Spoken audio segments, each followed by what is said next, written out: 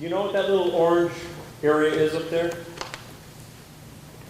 The amygdala, that front door of your emotions. That's where most of us come from regarding families. And if we've got good empathy, bedside manner, some of us have done better with families than others. And that really carried me for many years in my career, until it dawned on me that there's something more to know. And there is literature and there is science to how to better handle families in this situation. You've heard the family discussions throughout today. Everybody included the family piece in there. And I know that Sanjay Gupta was really cool, because I thought he was really cool. What a great guy. But Cynthia Parsons and her son brought something else to the table. We all have to admit that. That feeling, that amygdala, if you will, obviously is important. But there's something else to this that I want to take us through, and I sort of want to push the envelope a little bit. Because there are big things that happen in the world, and there are little things. I used to say this to my staff all the time. Sometimes it's that little teeny tiny thing you do with a family that makes the most difference. Saying hello, bringing them a cup of coffee, putting an arm around them, listening to them when you've got a busy, busy day. All of us know those types of things, and I think that all of us in this room probably do that. Isn't it interesting, though, how when you look at the Supreme Being, how that's shaped like a brain? Just thought I'd throw that in there. If you ever go to the Sistine Chapel and look at that. So what happened with me is I started to look at how do I better support my families. I've had large rehabilitation centers, inpatient, outpatient, rehabilitation schools, community living things, everything else. At one point I had, in the state of New York, 4 different facilities, 540 subacute beds doing brain injury rehabilitation. It's a lot. It's a lot. But what I found was that those families early on, I started asking myself some of these questions. You know, in my staff, how do we become more empathetic? Do we listen harder? You know, do we work harder, longer? You know, how do we involve them in everything without making sure that they're not intruding into our professional lives and we're not intruding into theirs? You know, how do we educate them and teach them? And that's sort of the guts of the thing that we've been thinking about. Now, one of the things that we always have to do is we have to sometimes step outside our area of expertise. Because there are other families that have gone through extraordinary circumstances. There are families, when we look into the area of disability literature and looking at people that have special needs, I'm just going to use that term in general, get away from handicap, disability, impairment, all those kinds of things. But when we look into this literature, and this is information that came from Marilyn Lash, and I know, Frank, you're looking at this now saying, you've read my book, Ron, and you're taking out my stuff, but bear with me. But when Marilyn Lash looked at this, she said there's a hope that families are expressing this feeling of life being totally changed after this diagnosis. It might be autism.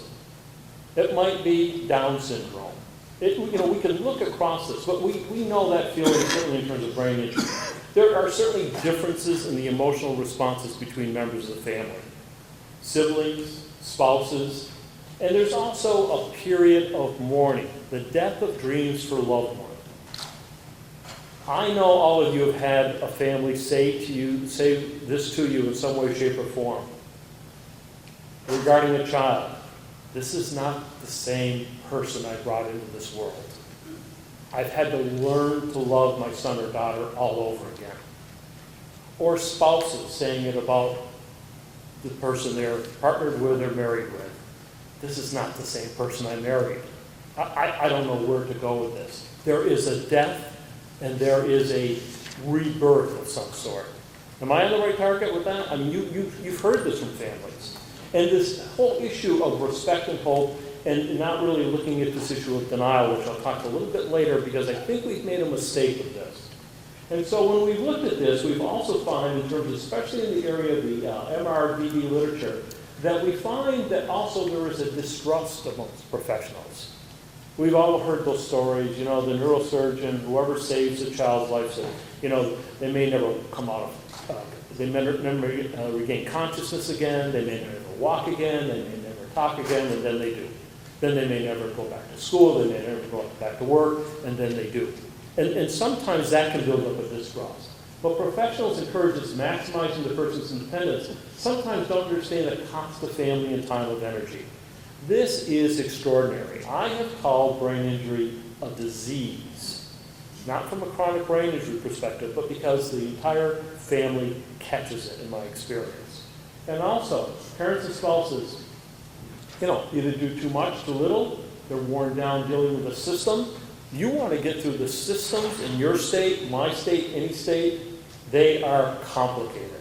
Social Security disability should be one of the most simple systems that we have. It's one of the most complex. It doesn't make any sense. And so families get worn down after this. And after a while, it really becomes very hard for them to sort of hear what we're saying. So here's where I'm going with this. These are questions that I've asked. I've looked in the literature and everything else. Here's 5 things for us to think about. Who really is the expert? I know your professional degrees. I mean, some of you up here on the podium before me, it took up another line and a half. I mean, we really have a lot of good professional training. There's a wealth of skill and knowledge in this particular room. But probably the family member, really knowing that person best, we have to put them on the expert list. What kinds of coping strategies can be used by families? How do we help them to get through this? What communication behavior? Everybody says, well, if we communicate with the families better. We're going to talk about that. What do you mean by communication? Well, we need to talk to them more. We need to listen to them better. We're going to push that envelope a little bit further today. And this whole thing of including the family in a meaningful way. So, ways to support families. I'm going to go through these 5 things. It comes up in the literature. It comes up in my experience, and hopefully you've seen it in your experience. When you look at what I think are 5 critical ways to support families, and again, maybe some of you had training in this. I made the mistake a long time ago of saying when I had family issues in my rehabilitation program to say, can we go get the social worker? Because he or she may need to know what to do. That must be their job.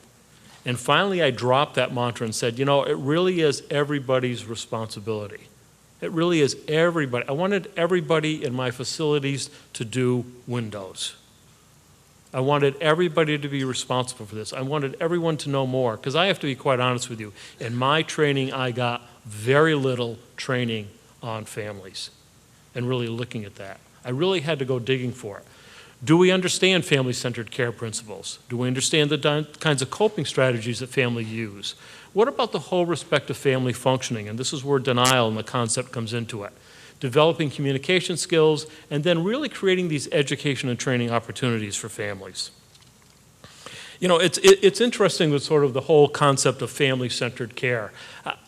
I'll tell you this story, but I don't want to embarrass myself too much. But I ran some really nice facilities. And it wasn't until, I'm going to say, 3 or 4 years into really running some really big rehabilitation facilities and going into family meetings, because I've been preaching the thing, we need to treat families better, we need to do better by families.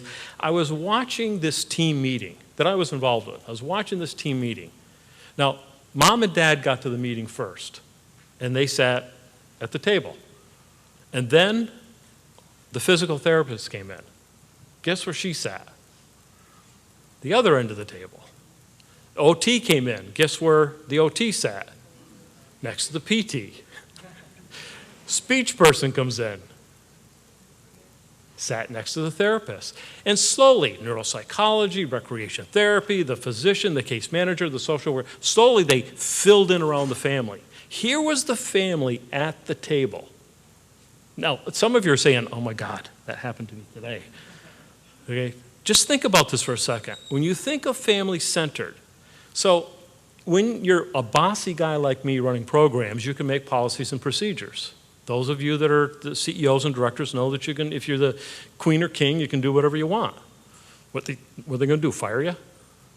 And so I put forth a policy and procedure that at family meetings, if the family was in the room, that the first therapist walking in would sit next to them. I put that as a policy and procedure just to make an issue with my staff.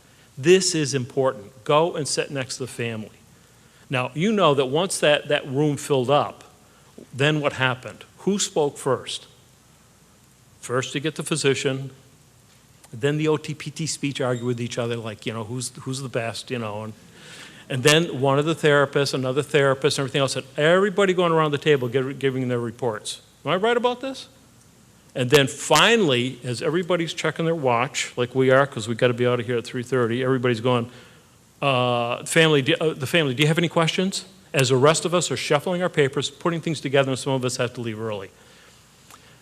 This is as simple as that. This is not that big pointy thing coming out from the frontal lobes and touching humankind. This sometimes is very, very simple things. You want to talk about family-centered practices, go to these kinds of things, adopting a new attitude and sort of giving some of that other stuff up. My family meetings were this. Everybody, when the family was in there, and they were always there first, some of them weren't, but they were usually there first, we filled in next to the family and right around them, and we started off with the family. What questions do you have? It's not rocket science. It's not neuroscience. It's just a different way. It's a change in attitude. These guiding principles really brought us together. And this whole thing of recognizing families' unique expertise and knowledge, finding out from them what this child is like. I had a child who was coming out of a coma, beautiful 8-year-old, and she's emerging. We got her up walking. We got her moving around. She's bumping into everything. She can't see the television. She can't recognize the faces of her therapists. My staff are flipping over backwards because, oh no, we got cortical blindness. We got to get the neuro-ophthalmologist. We got to get everybody in. And I'm standing there with the father as the staff is trying to figure out this girl's visual issues. And the dad gives me a poke.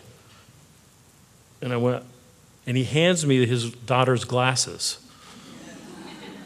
Sometimes it's as simple as that. Coping styles. We all cope differently. It was interesting to hear Dr. Gupta talk about joy. I took that one to heart because I hadn't thought about that one for a while. But we all cope differently. There is some studies and some science about this, and I'm going to share some things with you.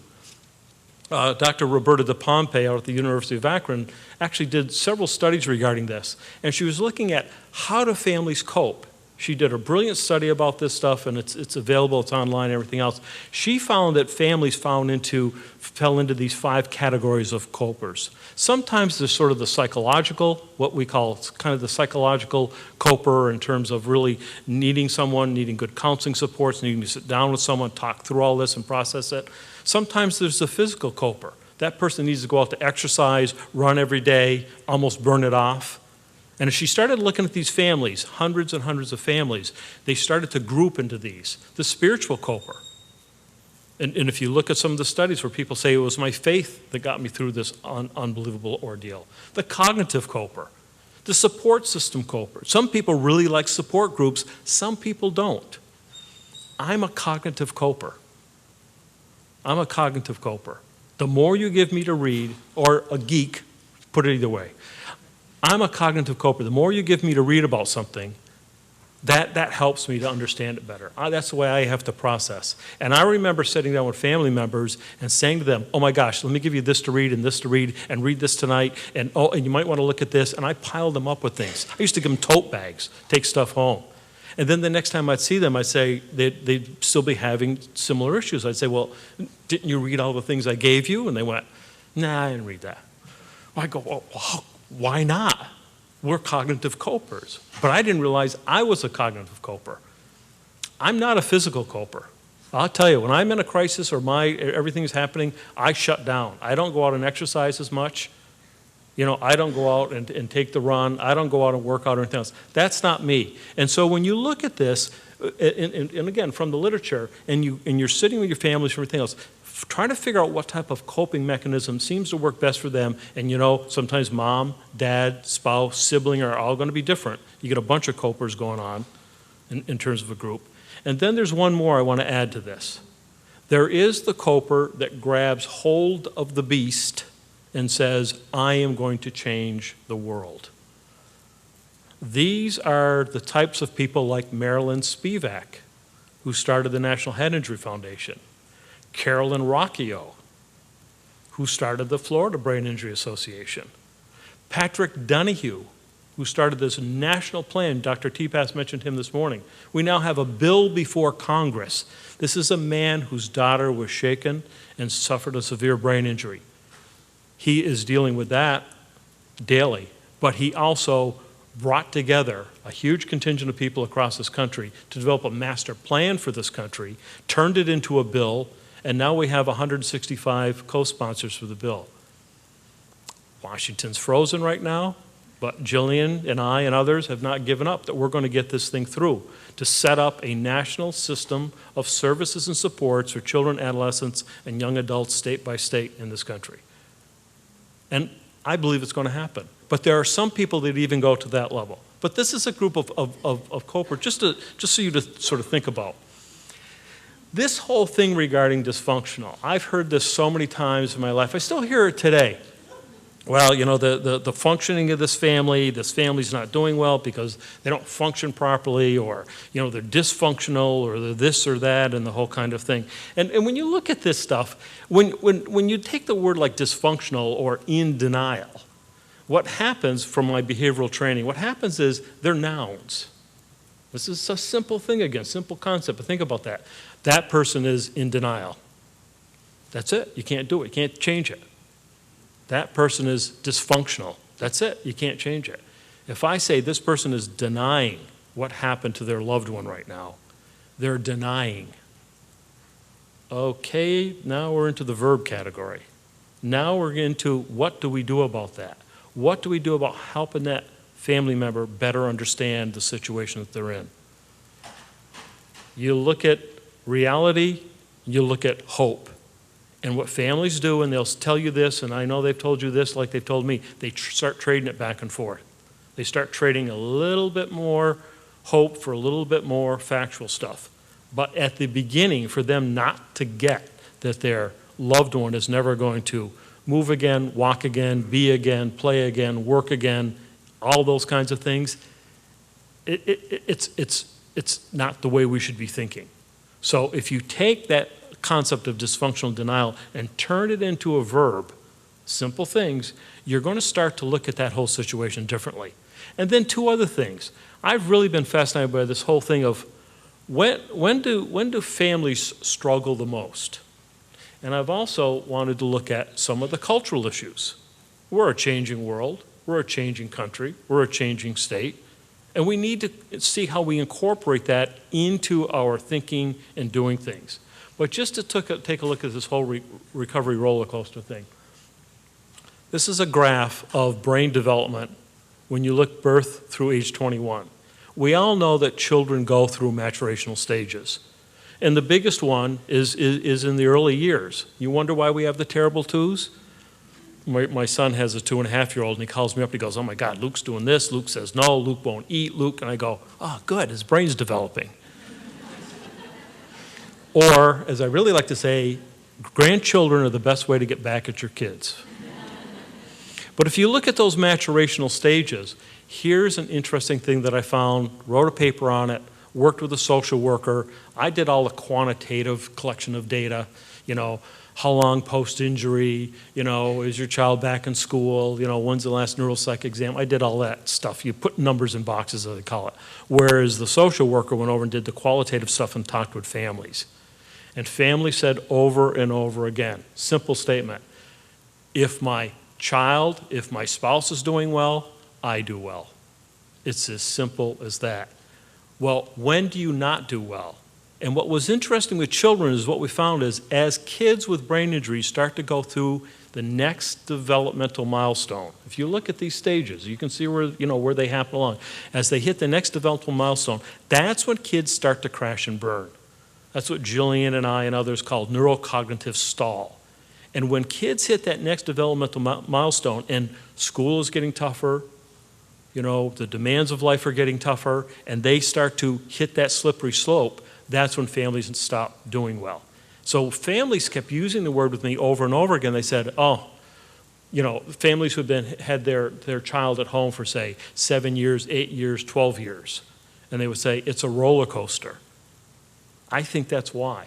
I think it's because it's tied to maturational stages. When we go through maturational stages, we hit some roadblocks. And if you have a brain injury, I think the roadblock is a little bit bigger than it is for other times. And it has to do with adults as well. You can take Gail Sheehy, you can take Levinson, you can take any of the adult stages. Some of you are in your 20s, 30s, 40s, 50s. How many people are up in decade in the 6s? You don't have to, not a lot of us. Okay, right. Joe, you're such a young guy. But it's a different stage. It's a different stage. Of course, Jimmy Buffett said, you know, you can double 20, you can double 40. Problem is you can't double 50. Do you remember that song? Okay, a little Florida humor in there. But the concept is as you start looking at people in terms of their adult stages, I've seen the same thing. I've seen as people start to go into that next adult stage, they start to crash and burn a little bit. The family is not doing well. Why is this important to look at these stages? Because I think it gives us an opportunity to predict ahead where there could be trouble brewing and to prepare families for your husband's going to be going into his 40s. How many of you bought sports cars? All the guys out here, you know. But your husband's going to be going to his 40s. It's a different stage. Or your wife is going to go through this. Or your child is going to go into those adolescent years. We had a conversation earlier, Mom and Dad, looking at age 30 for your son. Because you've already started to say, what do we want our son to be like at 30? He's 23 now. And so now you started to back up and say, if I can figure out where we would sort of like to have him at age 30, let's start backing it up. Because that 30 turning point for a young adult is a big year. It's a big year. So it's something to consider in terms of this, in terms of coping styles. Now, and the other thing in terms of culture, I just put this in there just to make a point, because I didn't want to get into, you know, some of the studies that have showed that my ancestry is Native American, upstate New York. We don't bring our children to rehabilitation because we just don't do it. Just don't do it. We pick up our children, take them home. And the highest incidence of traumatic brain injury in any population in this country is Native Alaskans and American Indians. That's the highest incidence. But we don't get rehabilitation, not because it's not there for us, we just don't go. We don't trust those kinds of things. But I think this is an interesting slide because the world is changing. If we could reduce the world to 100 people, this is what it would look like. As I look around the room, many cultures identified here, many of us are different, but look at some of the other ones down below. Look at, you know, not only in terms of people of color, people of, say, Christian faith. Look at 70 unable to read, 80 would live in substandard housing, 50 would suffer from malnutrition, 1 would have a college education. And so when you look at this from the world reduced, I'm trying to find this information now in terms of the United States. Because I think it would be interesting for us from a cultural perspective to look at this. But culture matters in rehabilitation. And it's one of the things that we need to be sensitive to and sometimes to have better training in. I heard communication from my staff so many times I got sick of hearing it. Sometimes they're saying I wasn't communicating. I admit that. But there are other times they were saying, well, we need to communicate with the family better. Or this family's not doing this. We need to communicate better. And I started to look at the reality, because I had wonderful speech and language therapists. I said, tell me about communication. I know it's not just the use of words. I know it's just not being able to put certain things together in clear sentences and, you know, reducing complex vocabulary and those types of things. There's got to be some other things to it. And if you look into the science of communication, there are some benchmarks. And people will talk about the content of communication, the style, the environment, encouraging, and respect and dignity. If you look into the science of communication, think of this in terms of world peace. There's something to this. But in terms of our families, content of communication, we know we need to speak to our families in very simple terms, simple language, not to give them 5, 6, 7, 8, 9, 10 sentences at a time, especially in those early stages.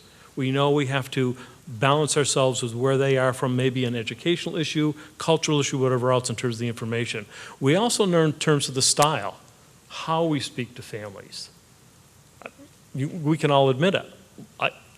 This person, I just don't like their style. I don't like the gig. I got bad chemistry with this one.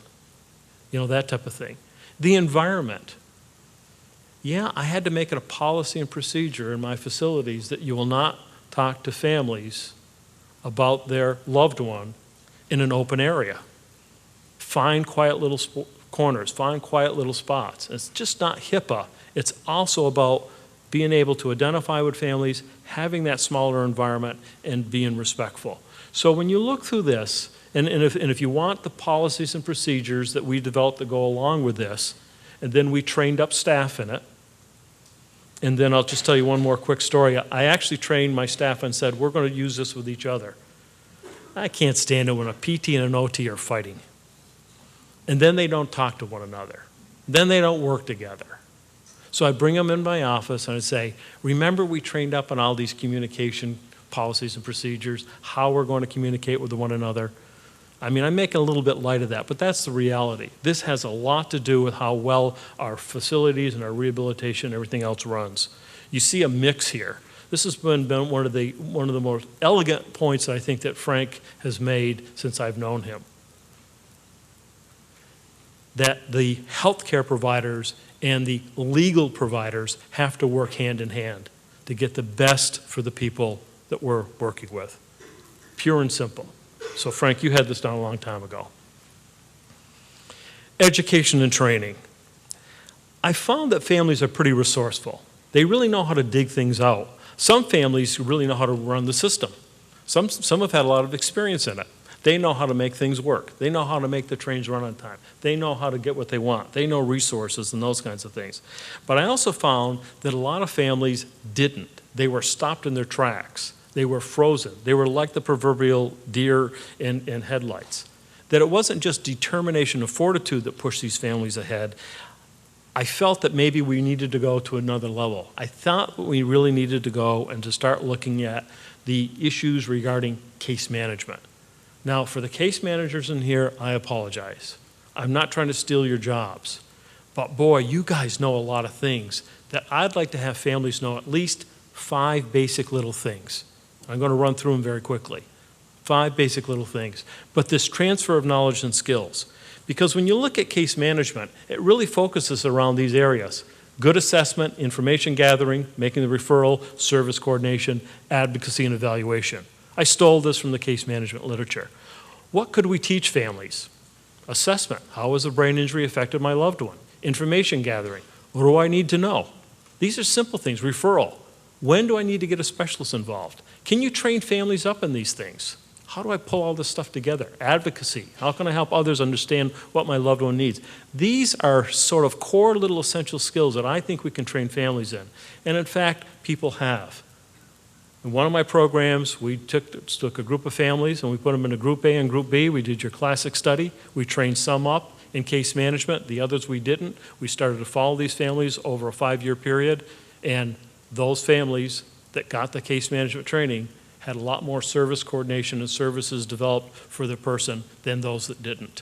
It's a simple skill. Can everybody do it? No. But if we do have families that we can share our knowledge base with, why not?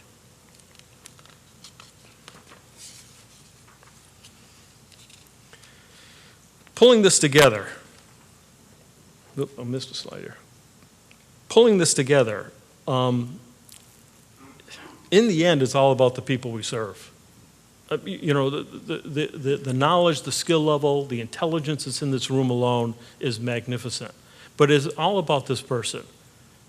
I still have in my head just about most of the young people, most of the young adults that I've had the good fortune to work with. I still sort of hold on to some of that. There's still some that change you more than others, as you know. But holding on to this particular piece. But what I really hold on to is every time I look at this young woman or any of the people I've worked with, I think in terms of those basic cornerstones in life from a family perspective. What are the most important things in life for people with brain injuries? Maybe for us.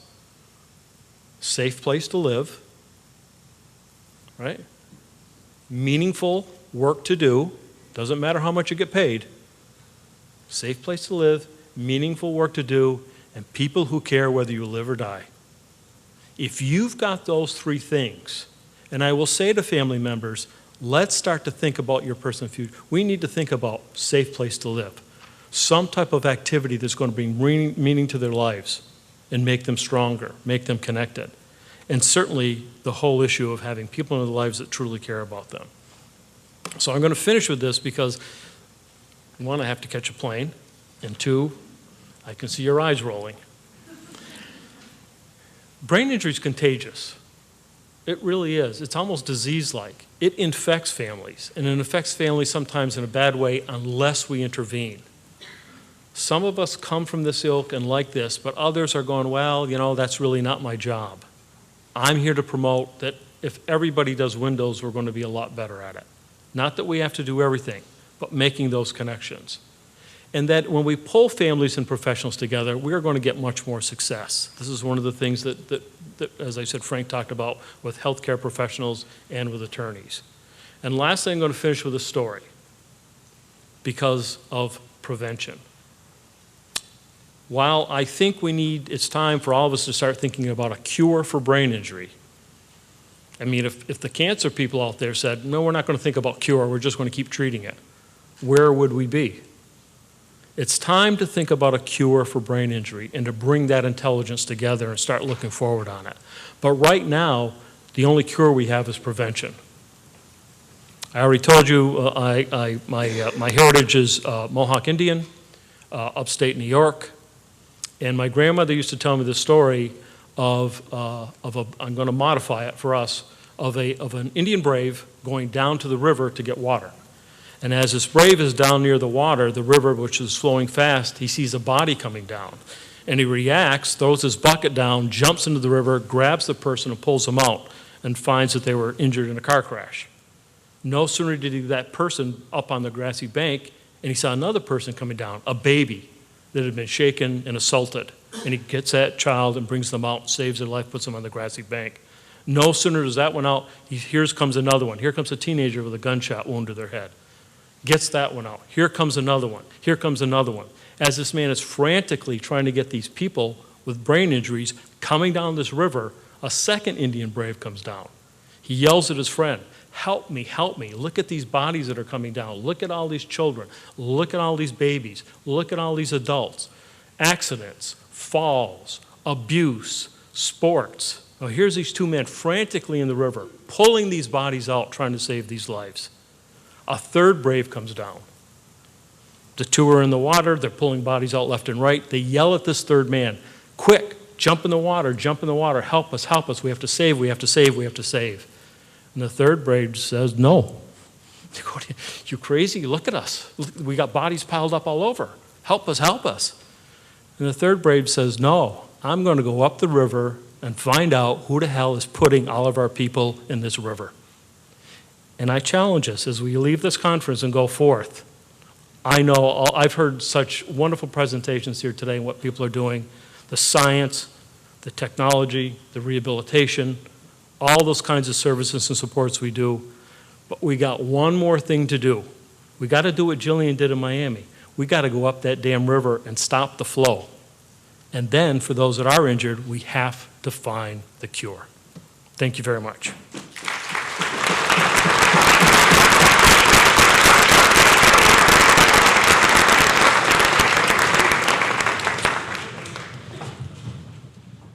So we have come to essentially the end of our presentation, and really Ron had a slide that encapsulates this whole conference, and that slide was how to support families. And I just want to encourage everyone here today, your presence here, your engagement here, you know, a lot of times at the end of the day at a conference, half the people have gone out. You could have done that, you chose to stay. So I began this conference by saying thank you, and I began this conference by allowing all of you to applaud yourselves for your commitment. So I want to end the conference the same way, and before you get up, we're going to do some fun things for the next 5 minutes. I want you to give all of our speakers, the dedicated speakers, a hand. And don't underestimate your influence. There's tremendous power to transform the world of TBI in this room. You know, the Surgeon General came up to me and he said, Frank, it's exciting. So now let's talk about what are the next steps. Everybody in this room, you guys, you ladies and gentlemen, are the next steps. So would you do me the honor of applauding for yourselves, please?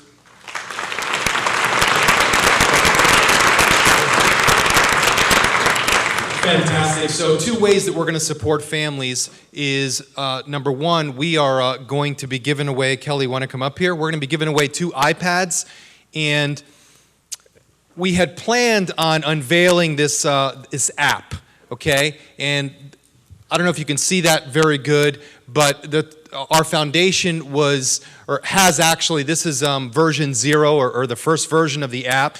And how many case managers and nurses do we have in the room? Social workers, nurses? Okay, great. So, wow, a fair number of you. So this is for you. This is a gift for you, and this is an app that you can use with all your patients, and it contains the GCS and a Los Ranchos scale so that when you're interacting with a patient and family, this will be on your smartphone. You can download it. It's for free. You go to, I'm not a very techie guy, but I think you go to Apple and you download it. Is there a second slide, Tom? iTunes, I'm sorry. See, I'm sorry. I still have the old iPhone. But in any event, so this is for you, and here's what we would like. When you download this, we want your input. You know, there's a couple kinks. You know, we decided I'd rather unveil it with its imperfections than wait until it's perfect. So we want your input in terms of what you think about it, its functionality, and we want to improve it after we get your input. So I invite and encourage all of you, trauma nurses and case managers that are going to use this with your families, give us your feedback. Visit our website, call us. Write us an email, hey, this is great, what if it had this, this, and this? And so this is for you to help your families. And so what we're going to do now is